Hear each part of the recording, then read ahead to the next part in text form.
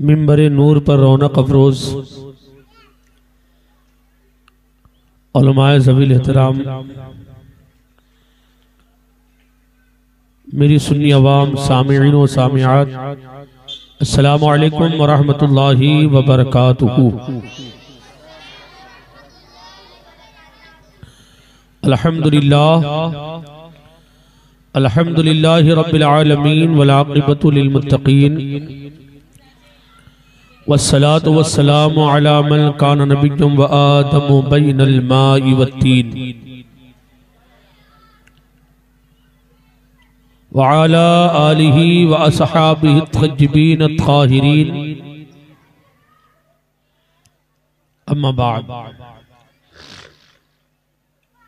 व अऊज़ु बिल्लाहि मिनश शैतानिर रजीम, बिस्मिल्लाहिर रहमानिर रहीम। व मिन आयातिही अन खलक़ लकुम मिन अनफुसिकुम अज़वाजा। सदक़ल्लाहुल अलियुल अज़ीम व सदक़ रसूलुहुन नबियुल हबीबुल करीम व नहनु अला ज़ालिका लमिनश शाहिदीन व शाकिरीन वल्हम्दुलिल्लाहि रब्बिल आलमीन।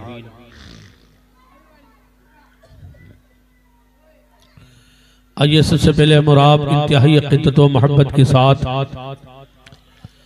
अपने आका व मौला ताजदारी मदीना राहत क़ल्ब व सीना, जानी आलमो जानी मारूही फिदा हज़रत मुहम्मद रसूलुल्लाह सल्लल्लाहु तआला अलैहि वसल्लम की बारगाह बेकस्मना में झूम झूम कर हदीय दुरूद पाक पेश फरमाए। पढ़े अल्लाहुम्मा सल्लि अला सय्यिदिना मौलाना मुहम्मदिन तिब्बिल क़ुलूबि व दवाइहा व आफ़ियतिल अबदानी व शिफ़ाइहा व नूरिल अबसारी व ज़ियाइहा व आलिहि व सहबिहि व बारिक व सल्लिम दाइमन अबदा।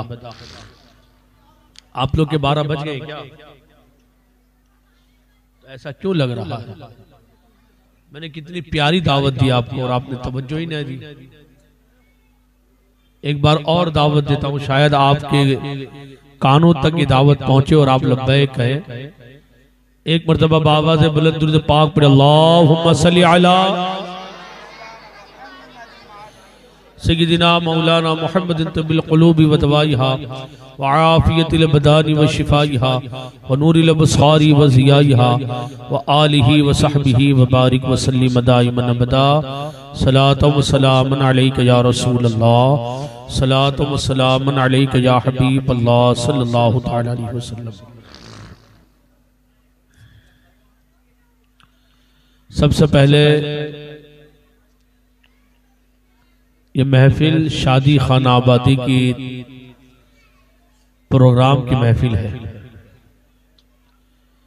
तो सबसे पहले आइए हम और आप खुसूसन मेरी जानिब से होने वाले दोनों दुल्हा दुल्हनों को खूब खूब मुबारकबाद। दुआ करता हूँ अल्लाह तबारक व तआला इनकी शादी को मुबारक फरमाए, सुन्नत रसूल सल्लल्लाहु अलैहि वसल्लम की बहारें अता फरमाए। आने वाली जिंदगी में अल्लाह तबारक व तआला इनके लिए आसानियां अता फरमाए, इनकी परेशानी खत्म फरमाए, मुश्किल आसान फरमाए। दोनों को अल्लाह तबारक व तआला नई जिंदगी में कुरान और सुन्नत के मुताबिक अमल करने की तौफीक अता फरमाए, नेक सालेह फरमा बरदार नस्ल अता फरमाए जो इनके लिए जरिए नजात हो जाए। बहुत खुशी की बात है अल्हम्दुलिल्लाह, बल्कि मैं तो दुल्हे मियाँ को डबल मुबारकबाद दूंगा। एक तो शादी और निकाह की, और दूसरा इस बात की कि आजकल निकाह में शादियों में लोग खुराफात करते हैं, नाच गानों का प्रोग्राम करते हैं, ढोल धमाकों का प्रोग्राम करते हैं।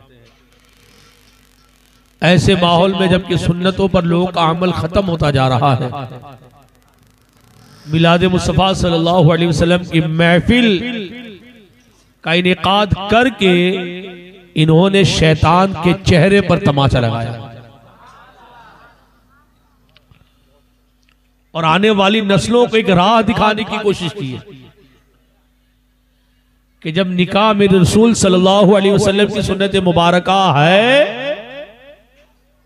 तो जितने फंक्शन होंगे सब रसूल की सुन्नत के मुताबिक होना चाहिए। हम दुआ करते हैं कि आने वाली नस्लों को भी अल्लाह ये समझ अता फरमाए और अपनी निकाह की महफिलों को खुराफात से, बेजा रस्मों से, नाच गानों, ढोल तमाशों से पाक साफ रखे और नाते पाक मुस्तफ़ा कुरान और हदीस के बयानात की महफिल रखकर लोगों के लिए हिदायत का जरिया बने। निकाह बहुत पाकीज़ा रिश्ता है। इसके ताल्लुक से कुरान और हदीस में बहुत सारे इरशादात आए हैं। कुरान पाक में इसके फजाइल और इसकी तरफ तरगीब दिलाने के लिए 27 मकामात पर जिक्र फरमाया। निकाह का अपोजिट जो होता है वो न ज़िना होता है, हरामकारी होता है। तो जहां अल्लाह तबारक व तआला ने कुरान मजीद में निकाह की बरकतें बयान फरमाई, निकाह की फजाइल बयान फरमाए, निकाह की जानिब रगबत दिलाई, उसी के बरखिलाफ बहुत ही शिद्दत के साथ जिना की तबाहकारियों का भी जिक्र कुरान पाक में आया।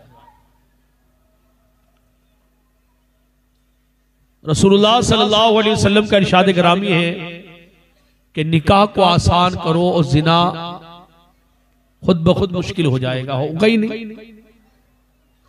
हुजूर का फरमान है निकाह को आसान करो। आज हालत ये होगा कि निकाह को हमने मुश्किल कर दिया। खैर मैं उस पर आऊंगा बाद में। पहले निकाह की कुछ फजीलत के ताल्लुक से हदीस मुबारका समाअत फरमाए कि निकाह करने से इंसान को क्या क्या फायदे हासिल होते हैं। और याद रखिए मजहब इस्लाम ने जो तरीका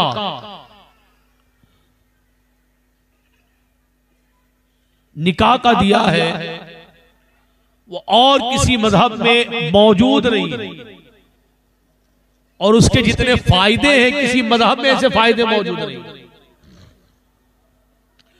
तिरमिज़ी शरीफ की रिवायत है, नबी दो जहां सल्लल्लाहु अलैहि वसल्लम का इरशाद गिरामी है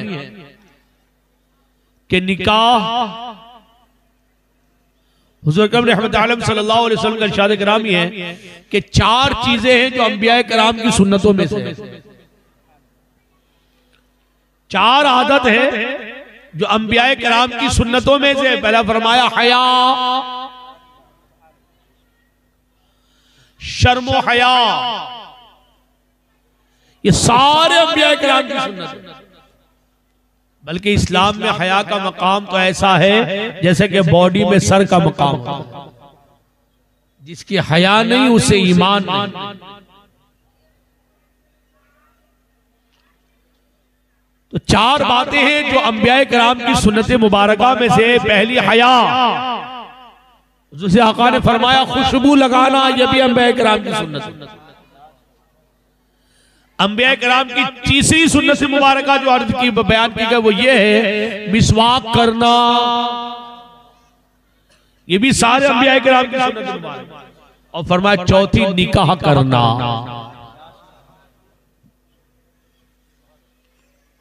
ये 4 बातें हैं जो अंबिया कराम की सुन्नत है। एक साहबी, चंद साहबी, 3-4 साहबी मिलकर हुजूर अकरम सल्लल्लाहु अलैहि वसल्लम के दरे दौलत कदे पर हाजिर हुए।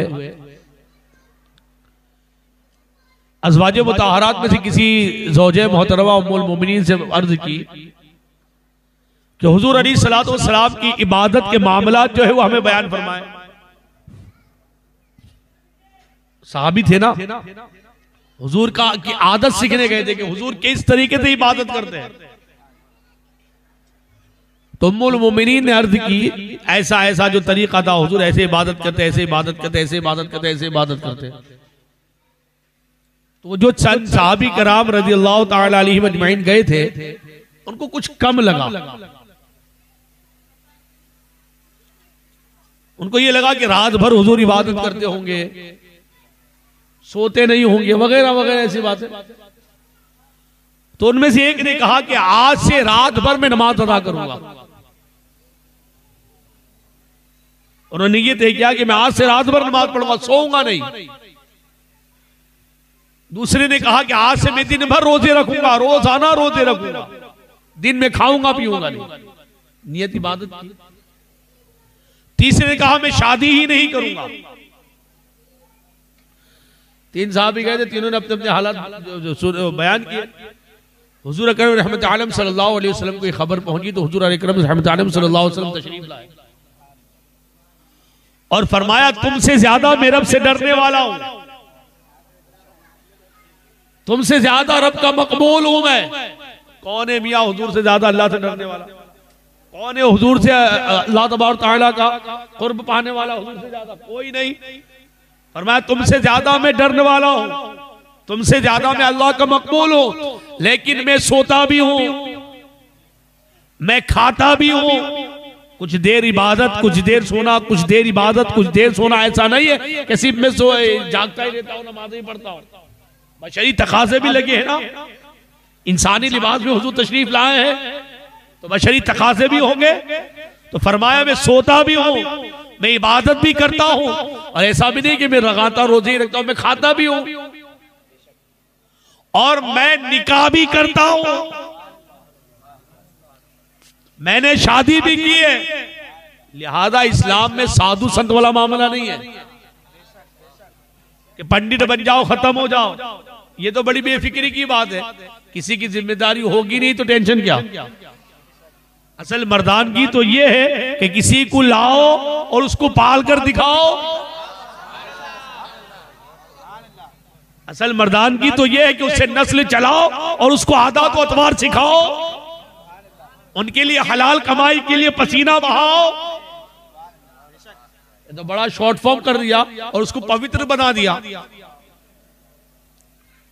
ऐसी नामर्दी को लोगों ने पवित्र बना दिया। मर्दानगी तो यह है कि आपके जेरे साए कोई हो जिसकी जिम्मेदारी आप उठाएं, उन्हें दीन सिखाए, उन्हें अखलाक सिखाए, उन्हें तालीम दे, उन्हें एजुकेशन दे, उन्हें मुआशरे का अच्छा इंसान बनाए। तो इस्लाम साधु और ब्रह्मचारी की तालीम नहीं देता है। इस्लाम दीन फितरत है, फितरत। और फितरत ये है कि जमीन पर मर्द औरत दोनों है, लिहाजा दोनों के जोड़े होंगे। कुरान मजीद में अल्लाह तबारक व तआला के इरशाद ग्रामी अल्लाह तबारक व तआला इरशाद फरमाता है मैंने हर चीज का जोड़ा बनाया है। और आज साइंस कह रही है कि जोड़े सिर्फ इंसानों में नहीं होते, दरख्तों में भी होते हैं, वहां भी नरमादा है। मैं अगर तफसीर में जाऊं तो एक बात आपको बता दूं, सिर्फ तफसीर की एक बात जो मेरे दर्स में गुजरी। ये जो पेड़ पौधों पर जो फल लगते हैं ना, ऐसे ही नहीं लगते, इंसानों के भी फल मिलते हैं औलाद की शक्ल में। है मियाँ बीवी होते हैं तो औलाद अल्लाह ताला अता फरमाता है। तो ये दरख्तों पर फल ऐसे ही नहीं होते, उनमें भी नर मादा का मिलाप होता है। अब आप सोचेंगे एक दरख्त वहां एक दरख्त वहां, मिलाप कहां है? एक दूसरे का नुतफा कैसे आया गया? तो तफसीरों में लिखा हुआ है, मैंने खुद पढ़ा है तफसीर नईमी में कि अल्लाह तबारक व तआला की कुदरत है। हवा ऐसे ही नहीं चलती है, जब हवा चलती है तो एक मादा दूसरे के यहां जाता है। ये निजाम कुदरत है। नर का मादा मादा में जाता है, तब जाकर मादा पेड़ होते हैं, उसके अंदर फल उगते हैं। अल्लाह तबारक व तआला की कुदरत है मियां। और जोड़े सिर्फ इंसानों में नहीं, अल्लाह ताला ने दरख्तों में भी रखे हैं, सारी चीजों में रखे हैं। लेकिन आज तक देखा है कि कोई दरख्त किसी दूसरे दरख्त को छोड़कर भागा हो? जोड़ा बन गया तो बन गया। आज बड़ी बदकिस्मती से कहना पड़ता है, बड़े अफसोस के साथ, कि हमारे कुछ नौजवान ऐसे हैं जिन्हें काम नहीं करना है, मेहनत मजदूरी नहीं करना है, तो शादी करेंगे, थक जाएंगे, बोझ उठाते हैं, क्या उनके अंदर हौसला नहीं होगा, तो फिर होता है मादला। बड़े केस है मियाँ कि जवानी के आलम में बीवी को छोड़कर निकल जाते हैं। इससे हमें सबक लेना चाहिए कि आज तक हमने देखा है कोई पेड़ अपने मादा पेड़ को छोड़कर नहीं गया। अल्लाह तबारक तआला इसे भी फल फूल अता फरमा रहा है, उसे भी फल फूल अता फरमा रहा है। तो रिस्क की जिम्मेदारी तो अल्लाह ताला की है। बल्कि मियाँ एक बात बता दूं, हजरत अब्दुल्लाह इब्न अब्बास या गालिबन हज़रत अब्बास रज़ियल्लाहु ताला हुज़ूर अकरम रहमत आलम सल्लल्लाहु अलैहि वसल्लम की बारगाह में हाजिर हुए और तंग दस्ती का शिकवा किया। रसूलुल्लाह सल्लल्लाहु अलैहि वसल्लम हुज़ूर मेरे पास कुछ नहीं है, कुछ नहीं है, शायद कुछ इंतजाम हो जाए। नहीं सुनता ही नहीं मांगने वाला तेरा है। तो आदमी वही जाता है जहां मालूम है कि यहां सोल्यूशन है। वही तो सहाबा ने हमें नजरिया दिया कि मांगना हो तो दरे रसूल से मांगा करो, हाजत हो तो दरे रसूल पर अर्ज किया करो। है ये सहाबा का अकीदा है कि वो हाजत रवा है, सहाबा का अकीदा है कि वो देने वाले हैं, वो दिलवाने वाले हैं। अब हुजूर अकरम रहमत आलम सल्लल्लाहु अलैहि वसल्लम ने क्या इरशाद फरमाया? हज़रत अब्दुल्ला इब्न अब्बास या गालिबन ज्यादातर तवज्जो में ज्यादातर मेरा ध्यान अब्बास रज़ियल्लाहु ताला या अब्दुल्ला इब्न अब्बास रज़ियल्लाहु ताला फरमाया कि शादी कर लीजिए, इसलिए कि जो औरत शादी करके आएगी वो अपना रिस्क लेकर आएगी, अल्लाह उनके नसीबे का आपको अता फरमाएगा।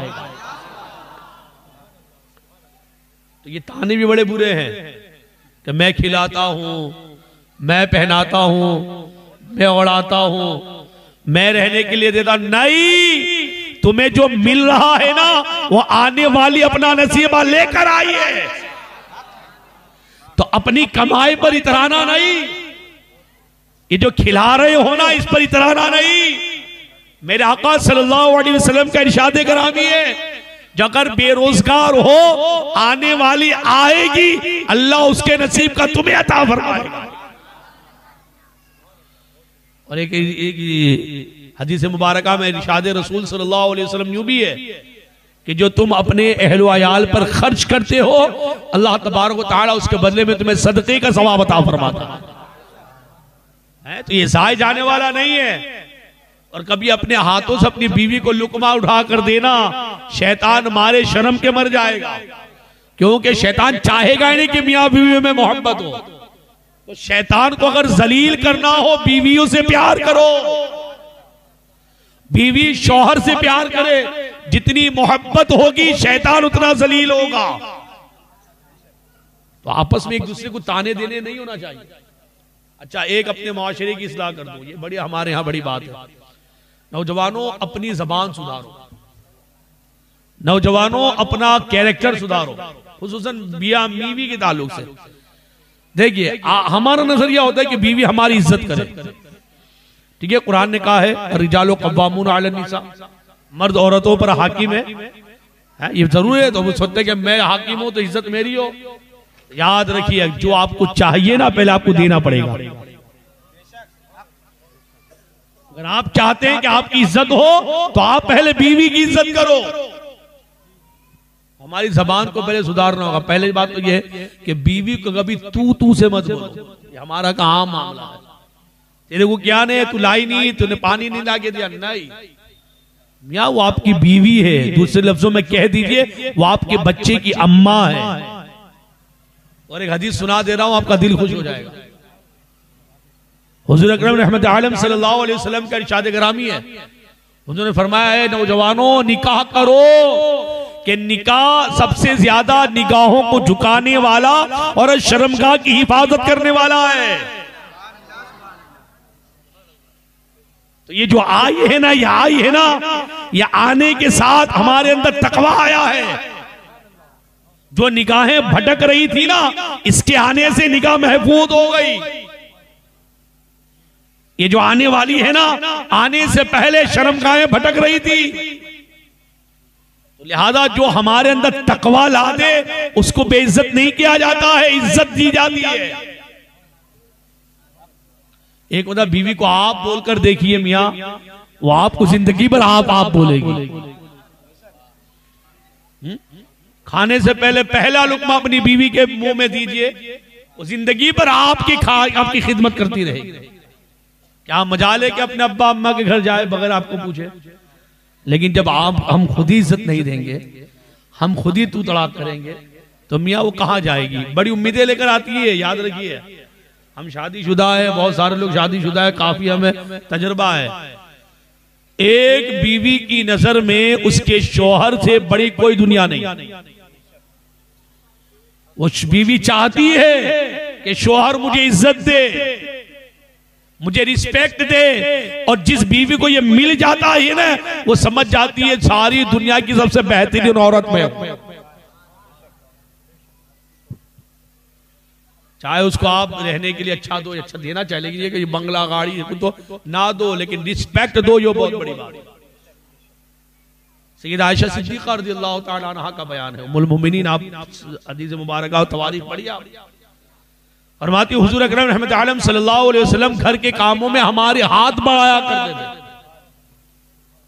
हुजूर कभी बर्तन धोते हैं, कभी हाथों से कपड़ा सिल रहे हैं, कभी घर की सफाई कर रहे हैं, कभी चादर झाड़ रहे हैं, और यहां तो हाल ये कि मैं आ रहा हूं, खाना तैयार रखियो, और मिस्टर दाखिल हुए, खाना तैयार नहीं हुआ तो बस पता नहीं फिर क्या से क्या कयामत आ जाती है। मियाँ एक बीवी है, वो क्या क्या करती है, सोचिए जरा क्या क्या करती है। हम बाहर गए, हम काम पे गए, हम दोस्तों में गए, हम पता नहीं कहां कहां गए, लेकिन वो हमारे घर की हिफाजत करती है, हमारे घर की साफ सफाई करती है, हमारे घर की डिसिप्लिन की तैयारी करती है, हमारे खाने पीने का इंतजाम करती है, हमारे गायबाना में हमारे माल की हिफाजत करती है, हमारे बच्चों की परवरिश करती है, उनके नहलाने धुलाने खिलाने पिलाने का इंतजाम करती है। बच्चे बड़े होते हैं तो स्कूल का इंतजाम करती है, वो होमवर्क का इंतजाम करती है, एक बीवी होकर। और अगर हमारे माँ बाप भी अगर बुढ़े हैं तो उनका भी ख्याल रखती है, हमारे भाई बहन छोटे हैं उनका भी ख्याल रखती है। मियाँ बीवी है बीवी, लेकिन उसके एहसानात तो देखिए। ये मुस्लिम मुआशरे को बहुत सुधारने की जरूरत है। माइंड क्लियर कीजिए अपने आप। आने वाली होती है ना, ये अपना रिस्क लेकर आती है। हुजूर अकरम रहमत आलम सल्लल्लाहु अलैहि वसल्लम का इरशाद गिरामी है कि निकाह करो कि जिसने निकाह किया उसने अपना आधा दीन मुकम्मल कर लिया। जिसने निकाह किया उसने अपना आधा दीन मुकम्मल कर लिया। ये आने वाली आती है ना, या हमारा आधा दीन मुकम्मल कर लेती है। अब एक और हदीस मुझे याद आ गई, उस पर सुना दूं आपको। साहबा किराम की जमात मौजूद थी। हुजूर अकरम रहमत आलम सल्लल्लाहु अलैहि वसल्लम ने इरशाद फरमाया, वो मर्द मिस्कीन है, वो मर्द मिस्कीन है। साहबा ने अर्ज़ रसूलुल्लाह सल्लल्लाहु अलैहि वसल्लम, कौन मर्द मिस्कीन है? फरमाया, जिसने निकाह नहीं किया वो शख्स मिस्कीन है। मिस्कीन जानते किसको कहते हैं? जानते हैं? जिसके पास खाने पीने पहनने ओढ़ने का ना हो।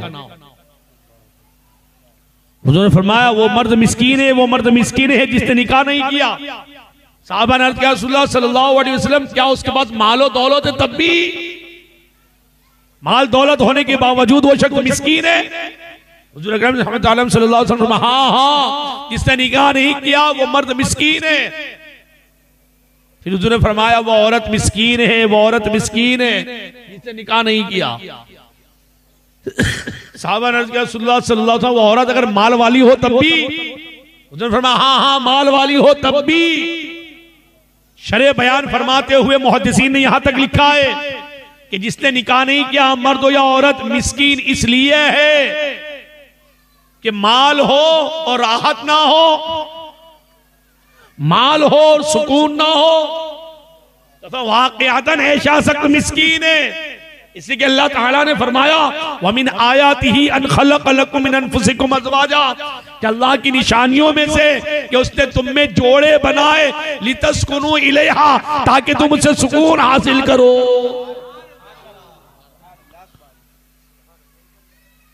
मियां माल अगर है तो माल खर्च करने वाली भी तो चाहिए, घर है तो घर बसाने वाली भी तो चाहिए। जाहिर सी बात है, लिहाजा निकाह करो, लेकिन निकाह के आदाब भी है।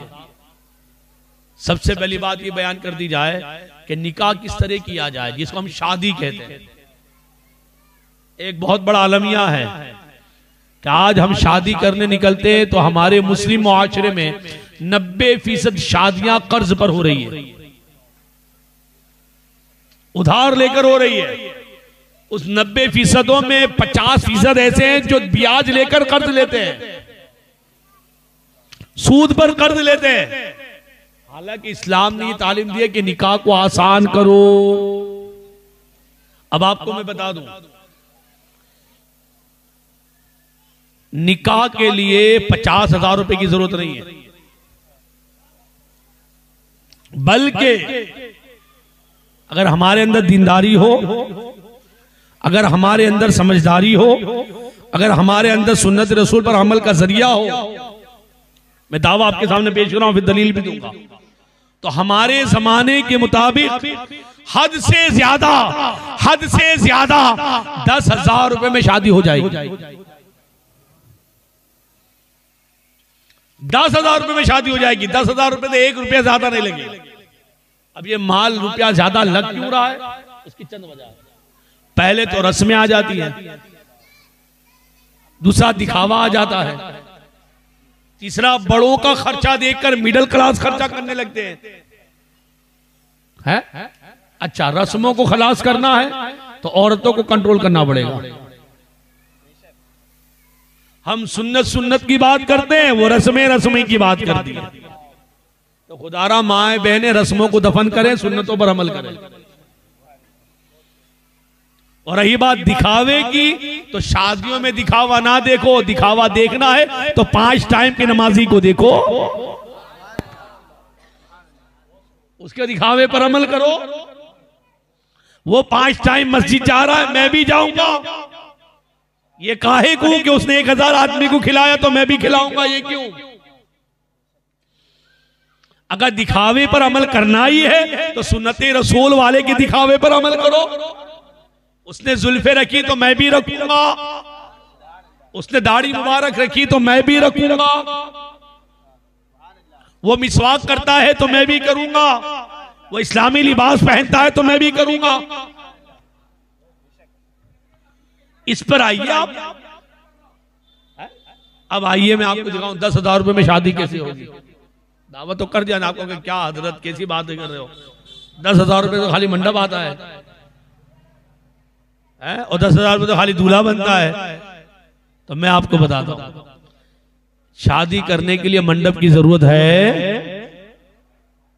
कहां लिखा है कि मंडप चाहिए? शादी करने के लिए क्या शेरवानी की जरूरत है? एक साहब खड़े होंगे, अरे 10,000 रुपए खाली ढोल वाले को देने पड़ते। मियां ढोल बजाना जायज है, शादी करना सवाब है कि नहीं? तो सवाब के काम में हराम काम करेंगे हम? अल्हम्दुलिल्लाह हमारे दूल्हे मियां जो कल तैयार होंगे उनको बड़ी खूब मुबारक हो कि उन्होंने ढोल का प्रोग्राम खत्म करके महफिल मिलाद का प्रोग्राम रखा है। बरकतें ही बरकतें इंशाअल्लाह अज़ीज़। बात समझ आ रही कि नहीं है? देखिए, इस्लामी नुक्ते नजर से निकाह है ना, 3-4 स्टेप का नाम है बस। मैं आज आपको एक कॉन्सेप्ट समझा के अपनी बात आगे बढ़ाता हूं। पहला कॉन्सेप्ट, मैं लंबी चौड़ी बात ना करके सिर्फ अपने मकसूद की बातें करूंगा। पहली सीढ़ी ये है, लड़का हो तो नेक पारसा लड़की देखे, और लड़की हो तो नेक पारसा लड़का देखे। पहला बस ये है। और उसमें फिर वो भी नहीं है 5 आदमी जाओ 10 आदमी जाओ और ये वो रिश्ता तय हो गया, अब मंगनी टंगनी कुछ नहीं है इस्लाम में, वो सब फजूल खर्ची है। और कुरान कहता है इन्नल मुबज्जिरीन कानू इख्वान शयातीन, फजूल खर्ची करने वाले शैतान के भाई है। लिहाजा ये जो मंगनी है ना, ये नाजायज और हराम वो गुनाह का काम है। बल्कि माज़अल्लाह आजकल जो हमारे जमाने में मंगनियां हो रही है, लड़का लड़की को एक साथ एक स्टेज पर अगल बगल बिठाया जाता है, ये निहायत ही गंदा और फाशियत वाला काम है। ये अंग्रेजों का तरीका है, ये गैर मुस्लिमों का तरीका है, सुन्नती रसूल के बिल्कुल खिलाफ है ये। तो मंगनी का इस्लाम में कॉन्सेप्ट ही नहीं है। पहला कदम जो है वो नेक पारसा रिश्ता देखा जाए, ये हो गया। अब उसके बाद घर के बड़े लोग बैठकर शादी की एक तारीख तय कर। अभी जमाने की अगर मैं बातें करूं, अल्लाह की पनाह, अल्लाह की पनाह, ये जो निकाह से लेकर शादी की तारीख तय, रिश्ता तय होने से लेकर शादी की तारीख तय होने तक ना इस्लाम में मोबाइल की इजाजत है, ना दोनों को बातचीत करने की इजाजत है, ना दोनों को घूमने की इजाजत है, ना उभराट जाने की इजाजत है, ना डुमस जाने की इजाजत है, ना साबुतारा जाने की इजाजत है, ना चौपाटी जाने की इजाजत है, ना एक दूसरे के घर आने जाने की इजाजत है, ना फंक्शन में आने जाने की इजाजत है, ना एक साथ मिलने की इजाजत है, ना तन्हाई की इजाजत है। ये सारे काम होंगे, ये सब जिना के दरवाजे खोलते जाएंगे।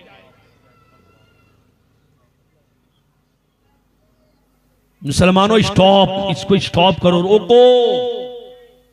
और अगर नहीं रोक सकते हो तो इसका इलाज मैं बता देता हूं, और इसको आम करो, इसको आम करो, बल्कि अब ये बहुत जरूरी है। और ये तो इस्लामी नजरिया भी है।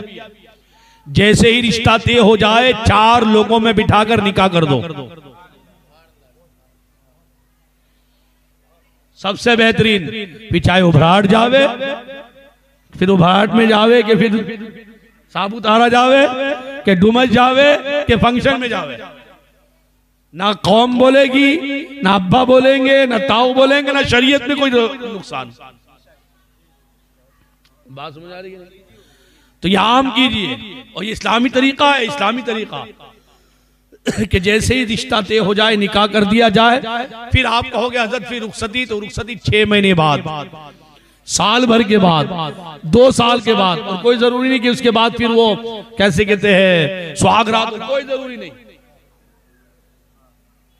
फिर आप कहेंगे 6-8 महीने के बाद निकाह, तो दोहरा लो। दोहराने से कोई नुकसान नहीं होगा, मजबूत होगा। है उलमा तो यहां तक बयान फरमाते कि रोजाना निकाह दोहराओ, रोजाना तजदीदी ईमान करो। पता नहीं दिन भर में क्या क्या निकल गया जबान से, लेकिन फायदा क्या होगा? हराम कार्यों से बच जाओगे, जबान के जिना से बचेंगे, कान के जिना से बचेंगे, आंख के जिना से बचेंगे, हाथ के जिना से बचेंगे, और हो सकता है हकीकी जिना से बच जाए। बात समझ आ रही कि नहीं?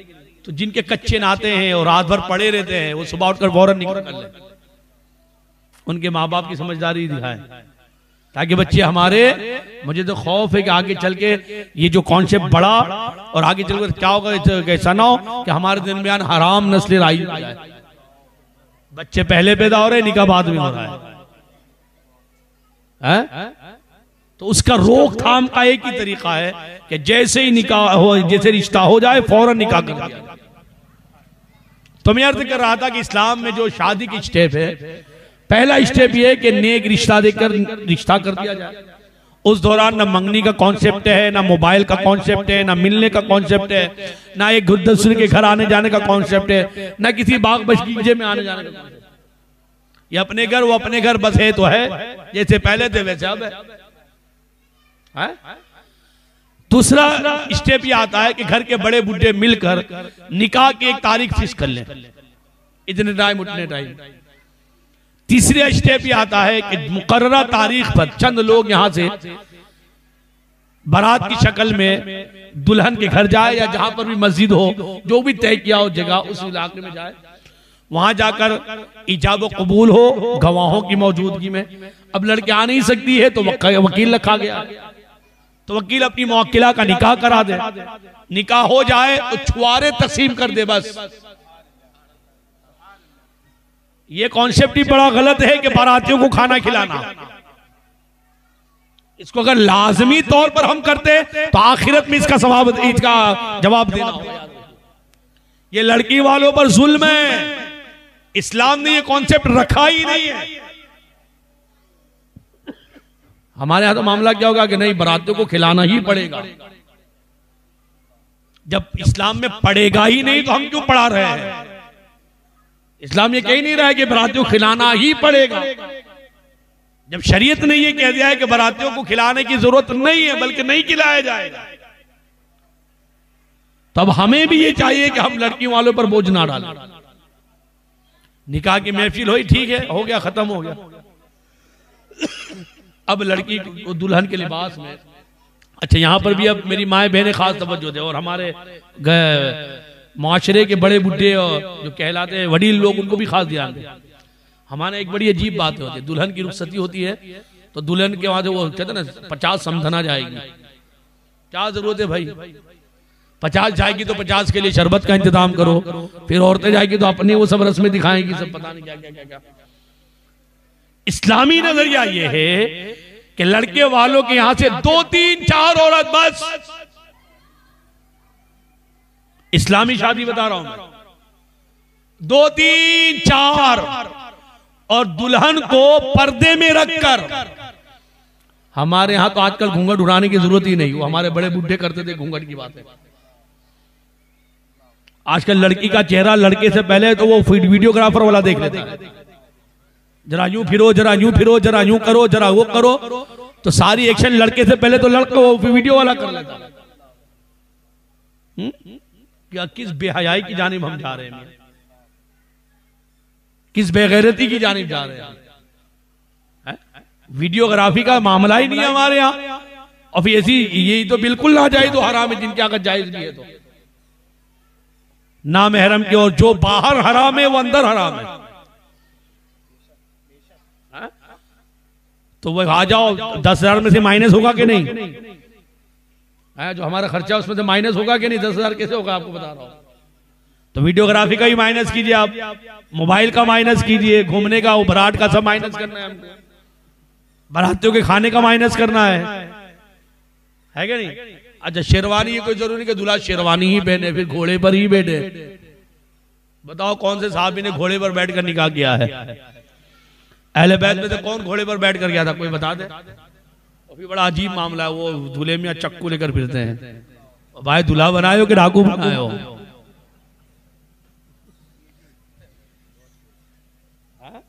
कहां से लाए हो ये सारा? ऐसा लगता है कोई अभी बस जुनून में और कुछ खड़ा ले, क्या कॉन्सेप्ट है। हजरत अब्दुर्रहमान बिन औफ रज़ियल्लाहु तआला मदीने के उद्योगपति थे, ये बड़े अमीर कबीर। मदीना शरीफ के बाजार में आपकी दूध की डेयरी थी, मिल्क प्रोडक्ट मिला करते थे वहां पर, पनीर वगैरह। और जब आपका माल आता था ना तो ऊंटों पर लद कर आता था, और ऐसा लगता था कि मदीने में मेला लग गया। इतने अमीर कबीर जो उनकी बाहर से अगर माल मंगवाते थे तो इतनी तादाद में माल आता था, ऊंटों की लाइन लग जाती थी। मगर आपका निकाह हुआ ना, किसी को पता भी नहीं चला कि इन्होंने निकाह किया। आज हमारा हाल क्या हो गया है, फला हजरत को बुलाएंगे, फला पीर साहब को बुलाएंगे, फला उनको बुलाएंगे, आने जाने का भाड़ा देंगे, बंगले में रखने देंगे, ये वो नजराना सब। हजरत अब्दुर्रहमान बिन औफ मदीना शरीफ में मौजूद, नबी करीम सल्लल्लाहु अलैहि वसल्लम मदीना शरीफ में मौजूद। सोचिए हुजूर की बारगाह में गए तो आपके जिस्म मुबारक, कपड़े मुबारक पर पीले कुछ दाग लगे हुए। उसी से हमारे उलमाए किराम ने पीठी को मुबाह करार दिया है, मगर चंद शराइत से। बात समझा, चंद शराइत से। तो उन पीले दाग से कहा अब्दुर्रहमान तुमने निकाह किया है? हुजूर को भी जो दाग थे वो देखकर आपने पूछा। अब्दुर्रहमान बिन औफ रज़ियल्लाहु ताला अन्हु, हाँ या रसूलुल्लाह सल्लल्लाहु अलैहि वसल्लम मैंने निकाह किया है। तो फरमाया अपनी इस्तिताअत के मुताबिक वलीमा करो। तो निकाह करने के लिए कंकोत्री की भी जरूरत नहीं है। अच्छा फिर वो निकाह होना है तो निकाह से पहले कुछ और स्टेप छूट गए हैं, कड़ी खिचड़ी उसकी भी कोई जरूरत नहीं है। उबटना और पीठी नहीं, ये हंसी मजाक की बात नहीं है, सोचने वाली बात है कि हमने फजूल खर्ची डाल दी तो हमारे खर्चे बढ़ गए।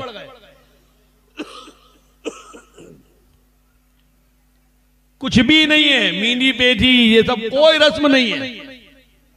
पहला स्टेप नेक साले फरमा बरदार और रिश्ता देखा जाए, दूसरा स्टेप तारीख तय की जाए, तीसरा स्टेप निकाह कर लिया जाए, चौथा स्टेप ये है कि घर की 4-5 औरतें जाकर दुल्हन को पर्दे में रखकर विदा करके लाए। अब जो आखिरी स्टेप बच्चा है ना वो भी वाजिब नहीं है, और वाजिब है, ये सुन्नत है, और सुन्नत होने के साथ साथ कोई ताकीद नहीं, बल्कि ये फरमाया इस्तिताअत के मुताबिक वलीमा करो। अब हमारा हाल क्या होता है, वलीमा करने के लिए हम 1 लाख का कर्ज ले रहे हैं, अनाज वाले से अनाज बाकी ले रहे हैं, फटियारा है उसके पैसे बाकी रखते हैं कि चलो चढ़ावा आएगा तो देंगे। क्या जरूरत है हमको, क्या जरूरत है कि 1000 आदमी का हम वलीमा करें? लड़की वाले हो तो क्या जरूरत है कि 1000 आदमी का हम दावत करें? क्या जरूरत है कि 500 आदमी की दावत करें? क्या जरूरत है कि हम 100 आदमी की दावत करें? और फिर ये भी क्या जरूरत है हम बिरयानी ही रखें? क्या जरूरत है कि हम मांडा गोश्त ही रखें? क्या जरूरत है कि हम दाल पुलाव ही रखें?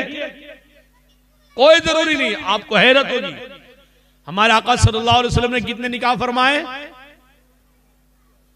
11 तक का बयान आता है?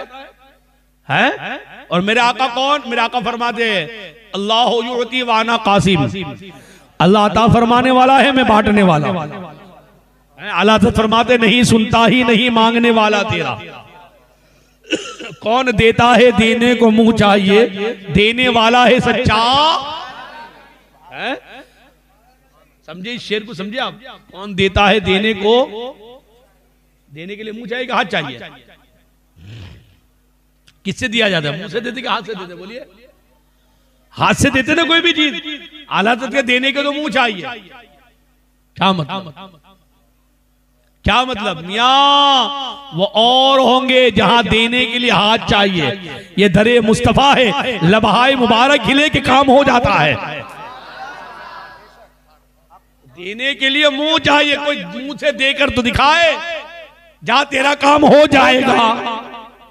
है? और जब लबहाए मुबारक मिले ना, अबू बकर जन्नती तो जन्नती हो गए, उमर जन्नती तो जन्नती हो गए, उस्मान जन्नती तो जन्नती हो गए, अली जन्नती तो जन्नती हो गए। इसलिए आला फरमाते हैं कौन देता है देने को मुंह चाहिए, मुंह चाहिए। ऐसे नबी ने जब निकाह फरमाए, बताओ कौन सा पार्टी प्लॉट रखा था? कितनी डेगे चढ़ी थी, कितनी कंकुतरिया बटी थी। चाहते तो क्या क्या खिला देते। मक्का का कोई आदमी बाकी रहता, मदीना शरीफ का कोई आदमी बाकी रहता, और क्या क्या खिलाते? जन्नत का खाना खिलाते हैं। लेकिन आप हुजूर के वलीमा को देखिए, कभी तो टोकरी भर खजूरें रखी गई, बस खाओ। कभी एक बच्चा, क्या है, बकरी का एक बच्चा, उसका सालन रख दिया गया, खाओ। बात समझ में आ रही है कि नहीं? तो हम सब के आका सल्लल्लाहु अलैहि वसल्लम जो सारी कायनात के लिए हादी आदम है, सारी कायनात के मुअल्लिम, सबको सिखाने वाले, उन्होंने ये सिखाया। कोई जरूरी नहीं, बल्कि अगर वलीमा करना है अपनी ताकत के मुताबिक। अब आजकल वलीमे में अगर एक टोकरी खजूर रख दो तो ये हंसने वाली बात नहीं है, मुबारकबादी देगा, आपने सुन्नत पर अमल किया है। अब रह गए एक मेहर, तो हमारे दौर में 5786 मेहर पहुंच जा रही है।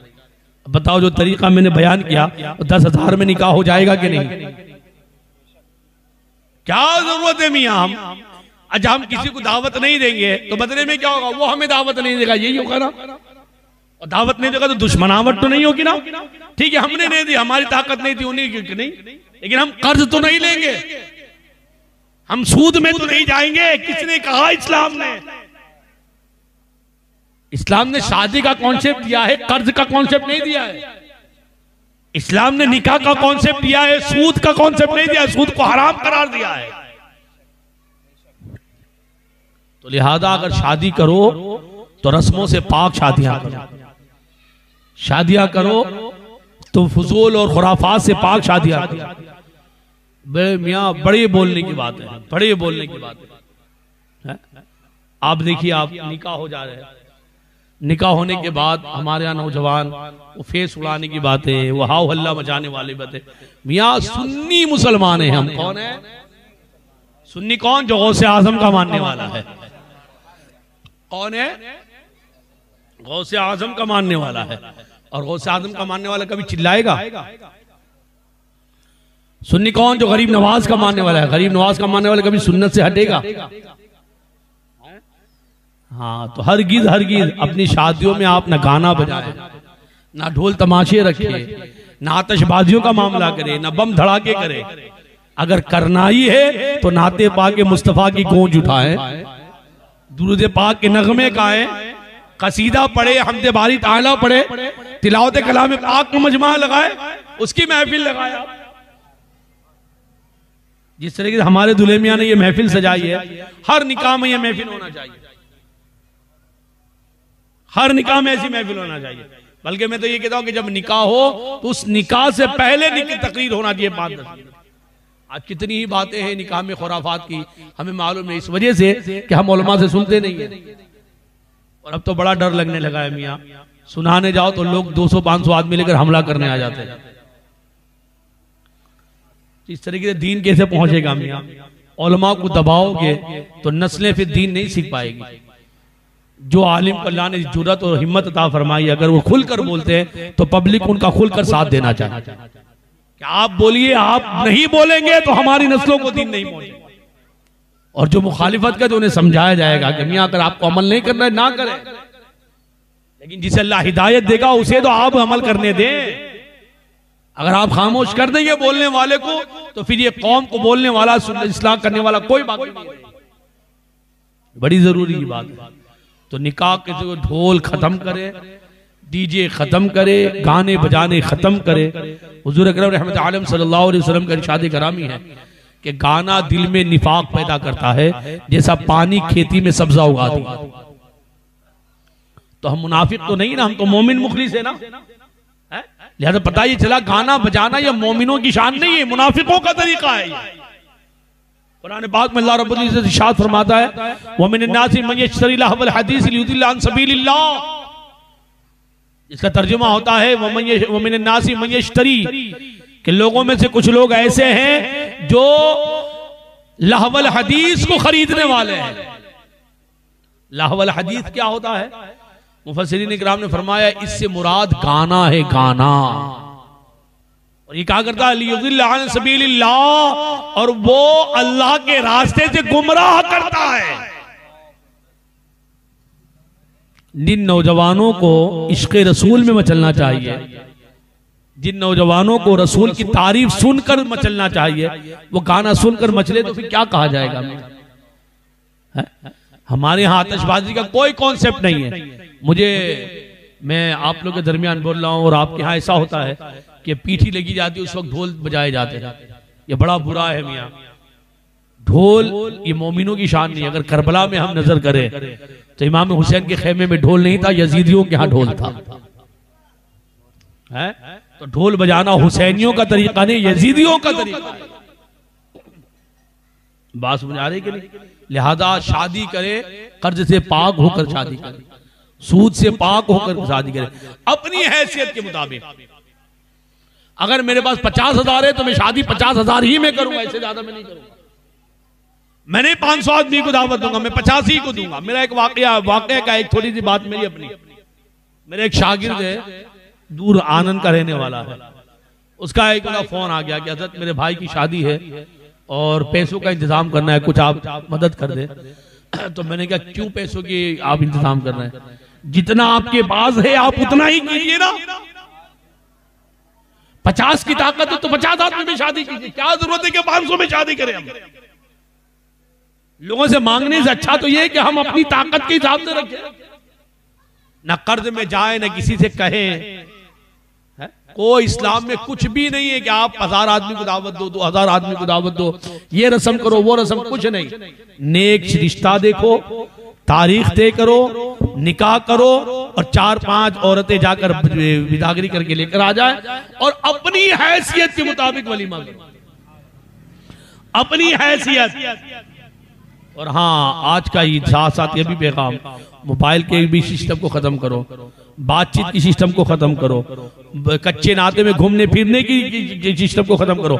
और अगर नहीं रोक पाते तो वडील लोग आए और फौरन निकाह करा दे, चाहे रुखसती बाद में कराए, वरना खदशा है कि ऐसा ना हो कि निकाह से पहले बच्चे पैदा होने लगे।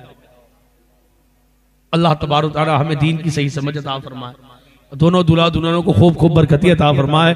अल्लाह तबारक तआला हमें निकाह और शादी की रस्म महफिलों को हमें अपने हबीब अलैहिस्सलातु वस्सलाम की सुन्नत मुबारका के मुताबिक अदा करने की तौफीक अता फरमाए। आमीन आमीन बिजाहि नबील करीम सल्लल्लाहु तआला अलैहि वसल्लम। वमा अलैना इल्लल बलागुल मुबीन। अस्सलामु अलैकुम व रहमतुल्लाहि व बरकातहू।